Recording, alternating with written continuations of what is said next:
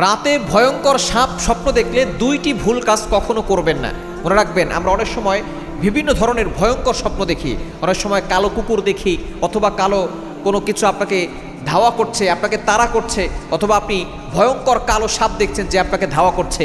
এগুলো হচ্ছে সতর্কবার্তা। মনে রাখবেন, স্বপ্ন হচ্ছে তিন প্রকার। একটা হচ্ছে ভালো স্বপ্ন, যেটা আল্লাহর পক্ষ থেকে আসে। আর একটা হচ্ছে খারাপ স্বপ্ন, যেটা শয়তানের পক্ষ থেকে আসে।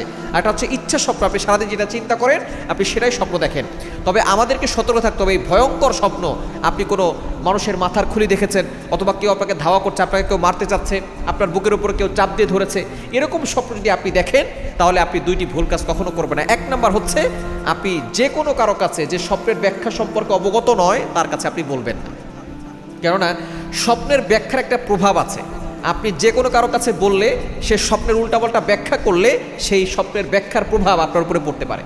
এই জন্য সাপ স্বপ্ন দেখলে, বিশেষ করে সাপ স্বপ্ন দেখা, কালো কুকুর স্বপ্ন দেখা, ভয়ঙ্কর স্বপ্ন দেখা, এই স্বপ্নগুলো দেখলে আপনি এক নম্বর ভুল কাজ কারো কাছে বলবেন না। কেননা সাপ স্বপ্ন দেখা হচ্ছে একটা সতর্কবার্তা। আপনি যদি দেখেন যে কোনো সাপ আপনাকে ধাওয়া করছে, তার মানে আপনার কিছু দুশ্মন আছে যারা আপনাকে ক্ষতি করতে চাচ্ছে। অথবা যদি আপনি দেখেন সাপ আপনি নিজে মারছেন, তাহলে আপনি শত্রুর উপরে বিজয় লাভ করবেন। আপনার ঘরের ভিতরে সাপ ঢুকছে, অথবা সাপ আপনাকে ধাওয়া করছে, এই স্বপ্নের ব্যাখ্যাগুলো হচ্ছে যে আপনাকে কোনো দুশ্মন আপনাকে ক্ষতি করার জন্য ষড়যন্ত্র করছে, অথবা কেউ আপনাকে জাদুটনা করতে পারে, ব্ল্যাক ম্যাজিক করতে পারে। এই জন্য অবশ্যই আপনাকে এক নাম্বার কাজ, এই স্বপ্ন যে না জানে তার কাছে আপনি বলবেন না। উল্টাপাল্টা ব্যাখ্যা করলে সেই ব্যাখ্যার প্রভাব আপনার উপর পড়বে। এই ভয়ঙ্কর স্বপ্ন দেখলে কী করবেন? আপনি ঘুম থেকে ওঠার সাথে সাথে আপনি বাম দিকে 3 বার থুতু নিক্ষেপ করবেন। এরপরে আউযুবিল্লাহি মিনাশ শাইতানির রাজিম পড়বেন।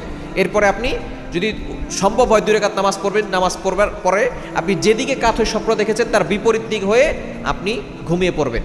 এরপরে লা হাওলা ওয়ালা কুওয়াতা ইল্লা বিল্লাহিল আলিয়্যিল আযীম পড়তে পারেন। এবং আপনি স্বপ্নের কথা কাউকে বলবেন না। যারা জানে তাদের কাছেই বলবেন, যারা জানে না স্বপ্ন সম্পর্কে তাদের কাছে বলবেন না। দ্বিতীয় নম্বর হচ্ছে সতর্ক না থাকা। এই সাপ স্বপ্ন দেখলে অবশ্যই সতর্ক থাকবেন। বেশি বেশি করে আল্লাহর কাছে দোয়া করবেন, দান সদকা করবেন। দেখবেন আল্লাহ পাক রব্বুল আলামিন এই স্বপ্নের প্রভাব থেকে আপনাকে হেফাজত করবেন।